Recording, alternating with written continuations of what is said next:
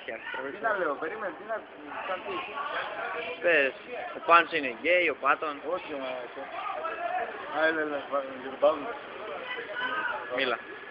Λοιπόν, παιδιά, βλέπουμε τον Παύλο.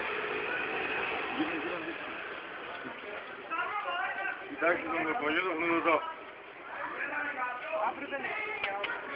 Πήγαινε γκέι. Δεν είναι καθόλου γκέι, μην το παρεξηγείτε. Είναι λίγο, αλλά δεν πειράζει, εντάξει. Έχει και ωραίο κόλλο.